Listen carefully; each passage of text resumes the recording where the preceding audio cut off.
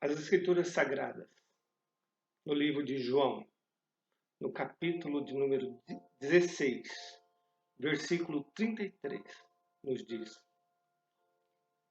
Estas coisas vos tenho dito, para que tenhais paz em mim. No mundo tereis aflições, mas tende bom ânimo, porque eu venci o mundo. Olá, meus queridos. Olá, minhas queridas. Como que vocês estão? Eu espero que esteja tudo bem. E se estiver bem, eu fico muito feliz com isso. Mas se as coisas não estiverem muito bem por aí, eu queria dizer a você que o poder e a graça de Deus podem te visitar aí onde você está neste exato momento e fazer grandes proezas em sua vida. Seja qual for o cenário que você esteja vivenciando, independente da sua idade ou da sua condição existencial, creia em Cristo, creia no Evangelho e saiba que Deus acredita muito mais na gente do que a proporção do que a gente crê nele. Pois Ele tem nos dado diariamente a possibilidade da vida e também tem nos dado constantemente a oportunidade do amor, que é a força que sustenta todo esse universo.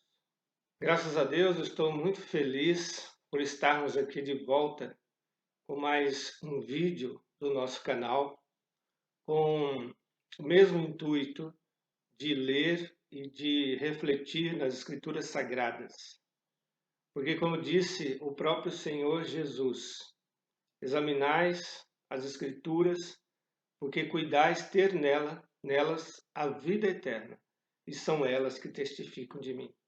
Ou seja, eu creio profundamente que o testemunho da Bíblia nos traz uma inteligência espiritual necessária e suficiente, não apenas para o conhecimento de Deus, mas também e principalmente para que entremos numa relação de sintonia com a realidade do poder de Deus e com a salvação que Ele tem oferecido a todos nós, seres humanos, em Jesus Cristo, inclusive para mim e para você. E no texto que nós lemos hoje, lá em João 16, 33, eu quero propor a seguinte reflexão. Quero propor que Jesus ali nos oferece basicamente 4 grandes notícias. Uma primeira notícia não muito boa, uma notícia ruim, mas felizmente, na sequência, ele nos traz 3 grandes notícias boas. E eu vou começar pela notícia ruim e depois, então, vamos evoluir para as notícias mais animadoras. Ali Jesus diz: No mundo tereis aflições. Eu creio que eu não precisarei argumentar muito sobre essa questão, porque com certeza você já deve ter percebido inúmeras vezes esse lado complicado da vida. Eu costumo dizer que na vida, basicamente, nós precisamos ter que lidar com 3 ingredientes, muitas vezes indesejáveis, mas inevitáveis. O primeiro é a questão do contraditório. O segundo é a questão das quebras de expectativas. E o terceiro é a questão do inexorável. E desses 3 ingredientes, no meu entender, o mais difícil de todos é lidar com a questão do inexorável. Quer dizer, lidar com aquilo que não pode ser mudado, com aquelas situações difíceis para as quais Deus unicamente precisa nos dotar, precisa nos dar forças para suportar e para enfrentar. As Escrituras afirmam lá no livro de Eclesiastes que tudo tem um tempo e que há um tempo determinado para todas as coisas debaixo do céu, inclusive um tempo de sofrer. E o problema do ser humano é que ele tende a viver no tempo errado, ele tende a viver fora do tempo. Ele sofre quando deveria estar feliz e tende a querer ser feliz num tempo de sofrer.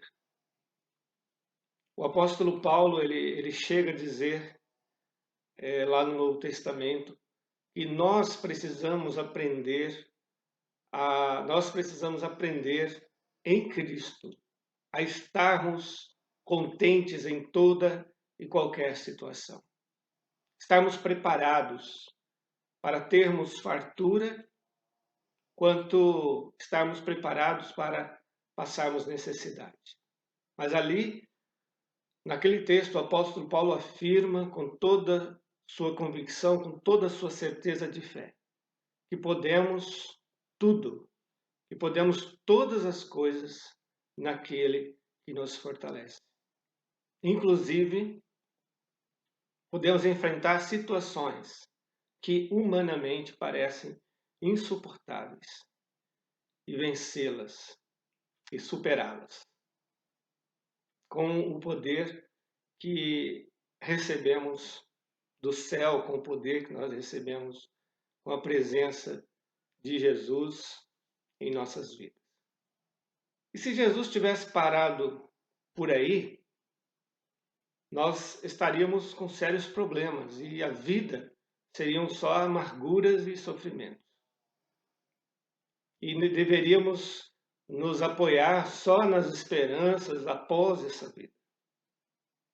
Mas Jesus nos fala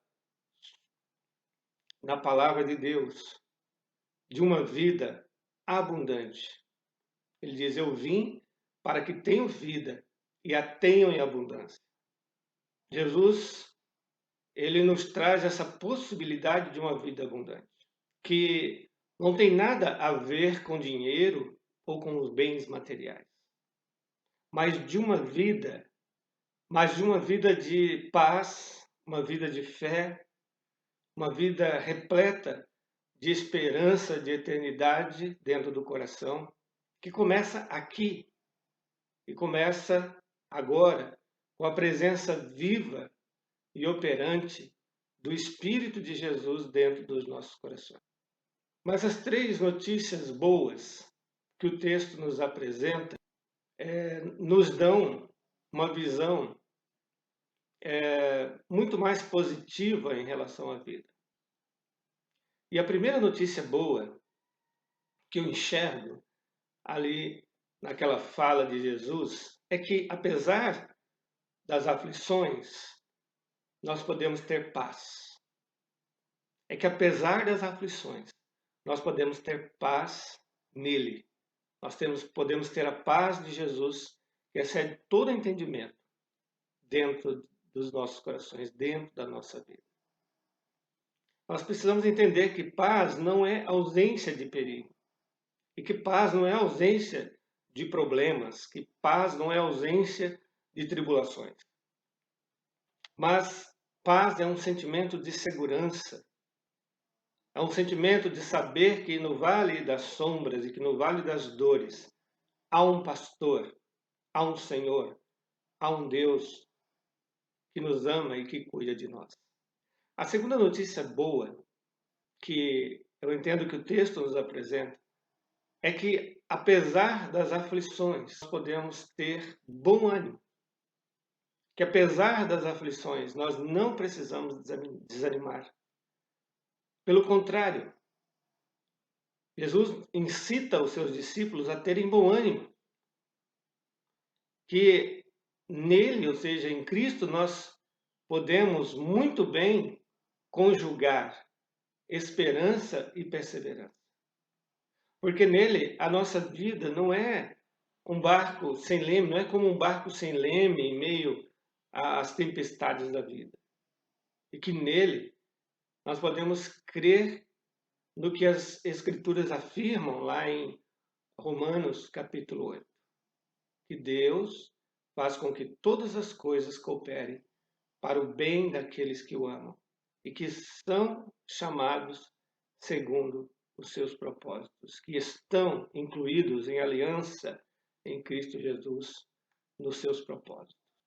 E a terceira grande notícia boa que eu vejo nessas palavras de Jesus, e eu quero passar para você nesse momento, é que, apesar das aflições, existe também a vitória.